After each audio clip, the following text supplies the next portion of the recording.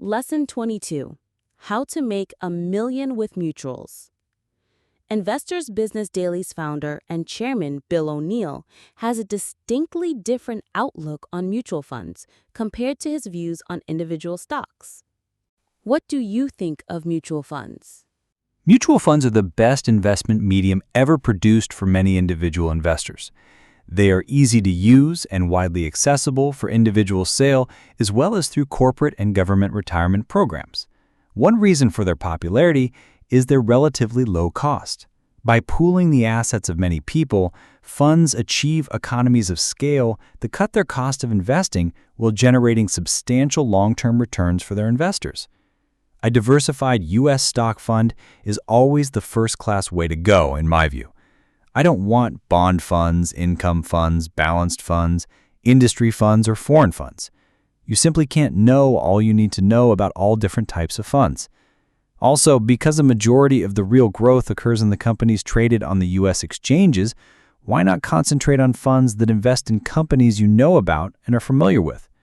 Funds, I believe, are better, safer, and more liquid investments in most instances than private business ventures, loans, art, coins, savings and loan accounts, trust deeds, or real estate.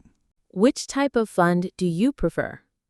A stock fund can be either a value fund, investing in stocks deemed to be undervalued in price, or a growth stock fund that focuses on companies with expanding profits. A fund might also specialize in either large capitalization stocks or smaller companies. A fund also could be smaller or larger in terms of assets under management. In any case, you should stick to proven basic formats. Keep it simple. You don't need the latest fad in funds, whether it be micro-cap funds, funds of funds, or some new closed-end fund.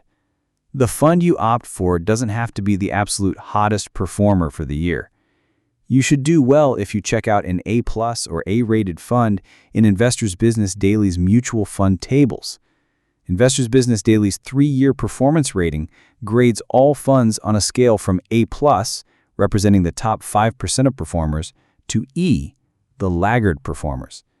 You also should probably avoid the fastest-moving, most volatile fund because it will be invested in lower quality, less proven stocks trading with much less volume. These stocks will not be as marketable when the fund grows in size or faces bear market declines. When should you sell a mutual fund? There's only one real secret to success when you acquire a mutual fund. It's something not everyone understands or has the patience to implement. It's easy. You never, ever sell a domestic, diversified growth stock mutual fund. You hold it until you die, so to speak. Here's why.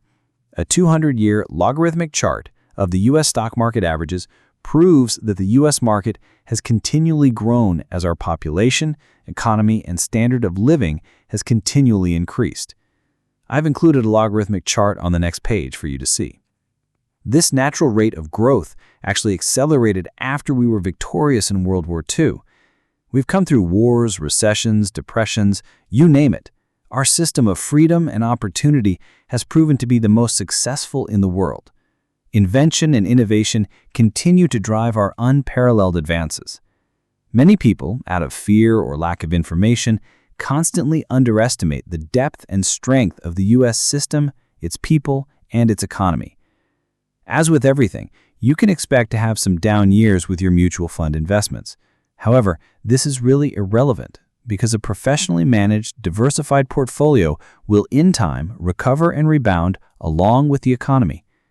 A wisely selected fund could possibly double in value every 5 or 6 years because of the principle of compounding. Compounding involves constantly allowing greater sums of money to work for you. If you begin with $5,000, you could have $10,000 at the end of your first 5 or 6 years. Your next 5 or 6 year period would see your $10,000 mutual fund portfolio shoot up by not another $5,000, but by $10,000.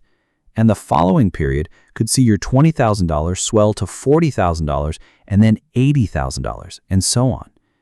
The key here is the magic of compounding. That's why I say never sell a good U.S. growth stock fund.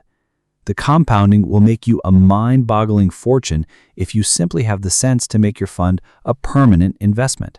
Sit tight and stop worrying. Go out and enjoy life. If you play out the scenario for a few more cycles, your $80,000 would be $160,000, and the $160,000 could mushroom to $320,000, and this is assuming you only forked over an initial $5,000.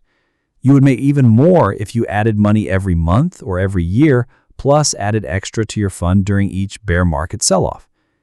Today, it's possible for anyone in America to become a millionaire by investing in mutual funds. And you don't have to sell when you reach 65 or 70 years of age either. If you need income, just set up a monthly or quarterly withdrawal plan to take out 7 or 8% each year. Should you diversify your fund holdings? As time goes along, it's okay to buy a second or third fund. You might want both a growth fund and a value fund, or perhaps an index fund.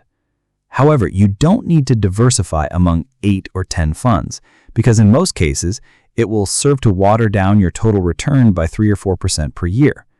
Over-diversifying with too many funds can be counterproductive. Most mutual fund companies have a big fund family of 20 to 50 funds or more. That's so they've got something for every season, bull or bear market, and every demand in the marketplace. Because there are so many fund options available, then it's natural that asset allocation, the practice of allocating a certain percentage of your portfolio to varying types of investments or funds, has become popular. However, I'm not a big advocate of allocation programs because while they may provide a hint of added safety, they will almost always reduce your overall annual returns. And it might cost you more if wide diversification forces you into higher commission brackets in the case of funds with sales charges.